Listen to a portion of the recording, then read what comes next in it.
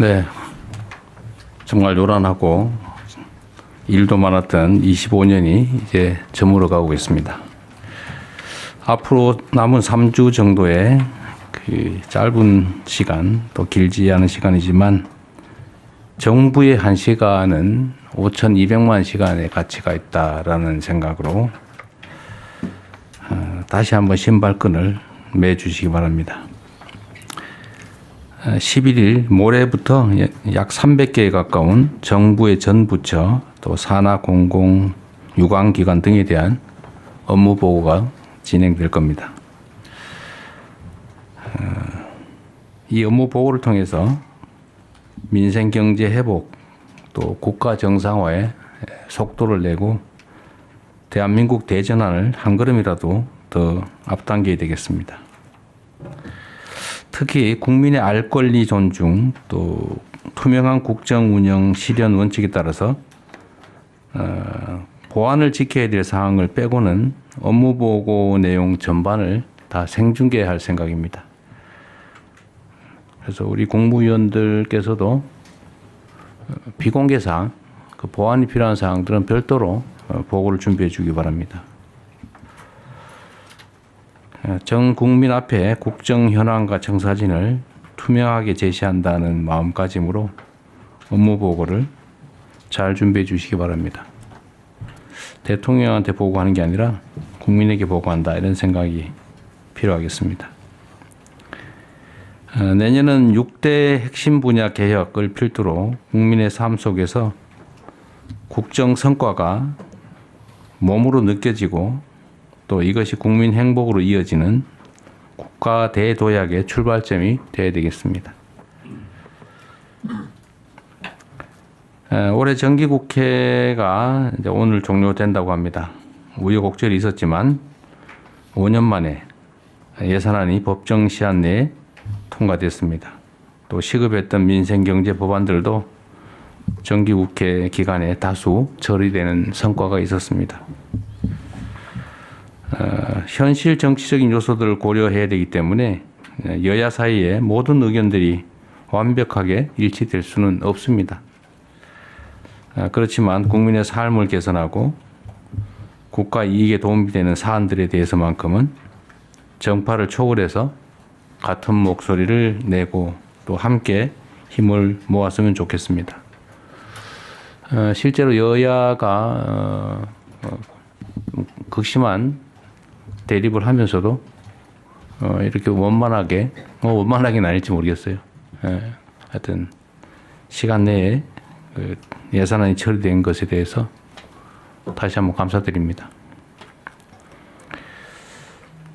입법을 두고 견해를 달리하는 부분이 많이 있는 것 같습니다. 그런데 이 부분도 국민적인 상식, 원칙을 바탕으로 국민들의 의사, 주권자의 뜻을 존중해서 얼마든지 합리적으로 처리될 수 있다고 생각됩니다. 국민의 행복과 국가 대도약을 향한 길에 국회와 정부 모두는 동반자입니다. 그리고 언제나 잊지 말아야 될 것은 이 나라는 소수 권력자들의 것이 아니라 국민의 것이라는 사실입니다. 이해관계가 충돌하고 또 국민을 위한 정책 또는 입법 과정에 약간의 갈등과 부딪힘이 있더라도 국민의 뜻에 따라서 필요한 일들은 해나가야 되겠습니다. 원래 변화 개혁이라고 하는 것은 변화에 따라서 이익을 보는 쪽, 또 변화에 따라서 손해를 보는 쪽이 있기 마련입니다. 그 손해와 이익이 정당한지 아닌지는 차치하고 현실이 그렇다는 겁니다. 그래서 저항이 없는 또는 갈등이 없는 변화는 변화가 아닙니다. 당연히 잃는 쪽은 잃기 싫어하고 부당한 것을 개선하려는 쪽은 욕구가 있기 마련인데 이 두 가지가 일치할 수 있겠습니까? 그래서 개혁이란 본래의 뜻이 가죽을 벗긴다라는 거라고 합니다. 아프다는 거죠. 탈피를 하기 위해서도 아프지 않습니까? 그래서 우리 사회가 좀 더 나은 방향으로 또는 불합리한 점을 개선해서 정상화시키려면 약간의 갈등과 저항은 불가피합니다. 또 그걸 이겨내야 변화가 있죠. 그게 저는 개혁이라고 생각합니다. 그런 걸 하지 않으면 대체 뭘 할 수 있겠습니까?